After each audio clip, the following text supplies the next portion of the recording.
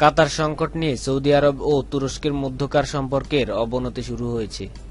তুর্কি পররাষ্ট্রমন্ত্রী সৌদি সফরের সময় এই অবনতির চিত্র অনেকটা পরিষ্কার করেছে।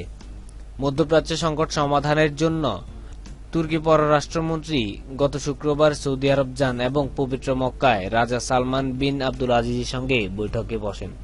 এ সফরের খবরাখবর পাঠানোর জন্য সঙ্গে ছিলেন তুরস্কের ইংরেজি ভাষার রাষ্ট্রীয় টেলিভিশন চ্যানেল টিআরটির এক সাংবাদিক, কিন্তু সৌদি পুলিশ তাকে আটক করে। দৈনিক হুররিয়াত পত্রিকা জানিয়েছে, টিআরটির রিপোর্টার হাসান আবদুল্লাহ ও ক্যামেরাম্যান নিহাত আয়মানকে 10 ঘণ্টা আটকে রাখা হয় এবং তুরস্কের পররাষ্ট্রমন্ত্রী সরাসরি হস্তক্ষেপে তারা মুক্তি পান। পরে আবদুল্লাহ জানিয়েছেন, কাতার ইস্যুতে লাইভ বিশ্লেষণ করার কারণে তাকে হোটেল থেকে আটক করে পুলিশ। এদিকে সৌদি আরবে তুর্কি সামরিক ঘাঁটি প্রতিষ্ঠার প্রস্তাব নাকচ করেছে রিয়াদ, কিন্তু সৌদি রাজা আগে বিষয়টি বিবেচনা করার আশ্বাস দিয়েছিলেন। এছাড়া কাতারের বিরুদ্ধে অবরোধ আরোপ করেছে সৌদি আরব, কিন্তু কাতারে সেনা পাঠাচ্ছে তুরস্ক।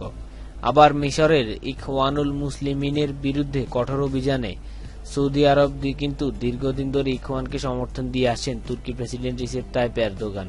এসব মিলে দুদেশের মধ্যকার সম্পর্কে দ্রুত অবনতি হচ্ছে।